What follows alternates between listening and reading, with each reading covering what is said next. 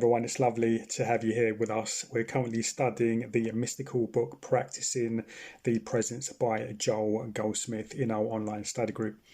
The Zoom link for the group and the recordings are in the description. In this series, Heather and I will be discussing the spiritual principles Joel shares, together with some thoughts and questions that have been asked. We'll work our way through each of the chapters, and in this video we'll be discussing chapters 3 and 4. So Heather, shall we begin with the first question, which is, to know God is to love God. Can you please elaborate? Certainly, Yanni. I believe this is a quote from chapter 3 in Practicing the Presence. Joel covers the subject of God being omnipotence in this chapter. And in understanding God's omnipotence, it's important to contemplate the nature of God, which is the presence of love, but not human love, not human emotion. God is divine love that's not experienced by the senses. It's cognized by the soul. An inner light that's completely impersonal and yet clearly experienced as love. So God is life. Life lives. And since there is only one life, there can't be anything destructive in life to harm or annihilate itself. Life is love. We cover the subject of the omnipresence of God in chapter 4, but in answer to this question, knowing there's only one life, one soul, one self, one being expressed in infinite ways, means that all we ever really experience is God, our own consciousness. When we realize that all we ever truly see or experience is our own self, then we're closer to loving God. And God doesn't express as personalities. There's no God in the human world. Personalities are thought constructs that are substanceless and have no real existence. What's really here when you're presented with the appearance of another, and that can be another person, another animal, another thing, anything that appears to be separate and apart from yourself. What's really here is your own consciousness. As we said before, there's no me and my body. There's no me and my world. There's just me. There's no duality, no separation.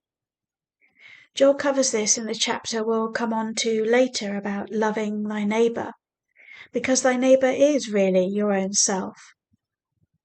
So, knowing God, understanding the true nature and spiritual qualities of God, is obeying the first commandment.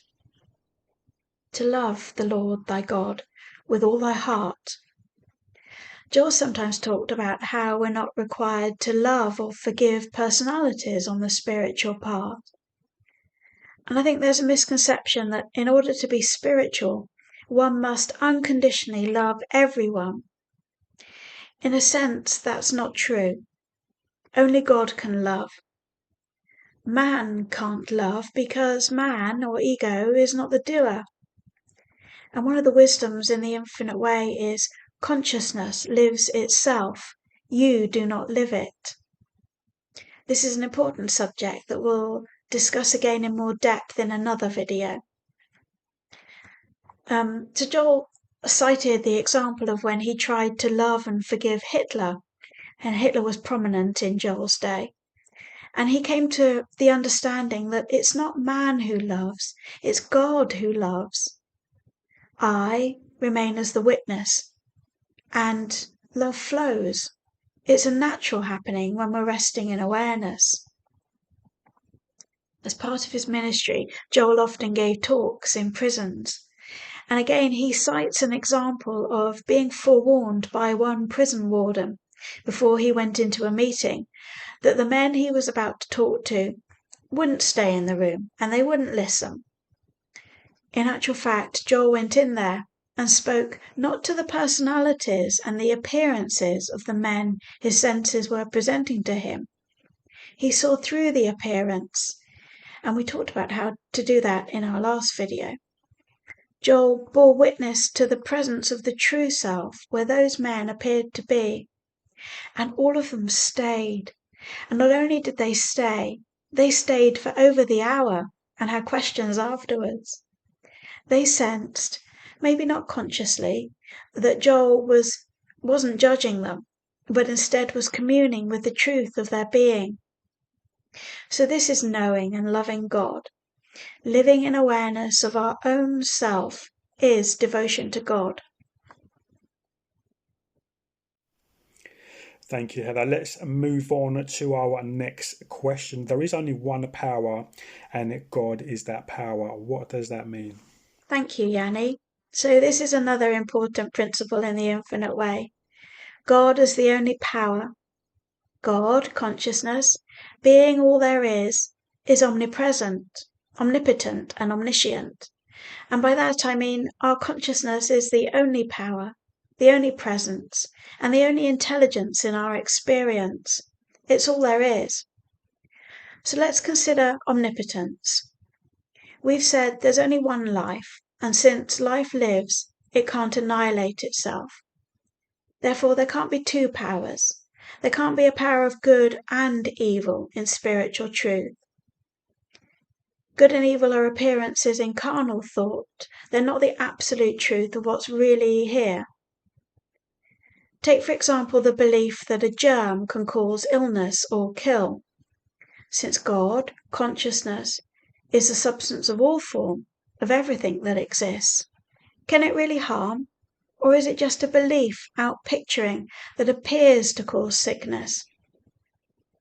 And yes, certainly, what we experience through the senses, based on beliefs and thoughts, can seem very real.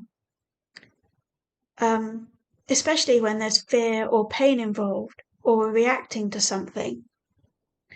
But the spiritual practice that Joel teaches throughout his talks and books is to remain fully present as the observer, and then those discordant images either dissolve or transform into something more peaceful and harmonious. When we're resting in perfect peace, that is our experience. I love the quote from Lao Tzu, which encapsulates this practice. Stay in the center watching and forget you are there. In truth, there is no you. There's only consciousness. That's really helpful. Thank you, Heather. So moving on to our final question. Is there a difference between God consciousness and individual consciousness? Yes, absolutely. But let's be clear what we mean by God consciousness and individual consciousness. Sometimes we can get too caught up in words, which is why in his book, The Art of Meditation, Joel suggests that those new to the path may find it easier to contemplate spiritual truth as a means to stilling the mind before entering into meditation. But the real knowing comes from experiencing truth rather than understanding it intellectually. So God consciousness is all there really is, pure, unadulterated consciousness. Our self, our mind, our soul lives and is eternal. God expresses as individual consciousness, but there's not two, there's only one. There's no God and individual consciousness. There's just God appearing as individual self. Just like the entirety of the ocean expresses as a wave, the entirety of consciousness expresses as individual consciousness. I remember reading Lorraine Sinclair, who was the original editor of Joel's books, saying that in her early years as a student of Joel's teachings, they used to correspond with each other. And on one occasion she wrote to him and said in passing that she understood she was a spark of the divine. And Joel wrote back and said firmly, "You are not a spark of the divine. You are the whole of the divine."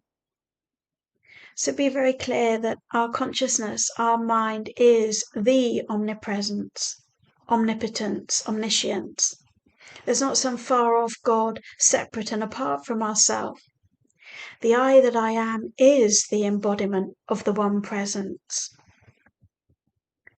So to take this a step further and really clarify, God consciousness is individual consciousness, but it's not ego consciousness. The egoic sense of self is illusory and substanceless. It's not a real existence. The fabric of the egoic self and the whole human world is thought, a mental image where spiritual reality is. Thank you, Heather. That's made it very clear. If anyone has any questions or comments, or would just like to reach out and join us in meditation, our contact details are in the description and at the end of this video. Okay, shall we close with a final meditation? You may like to gently close your eyes and be still for a few moments in any way that has meaning for you.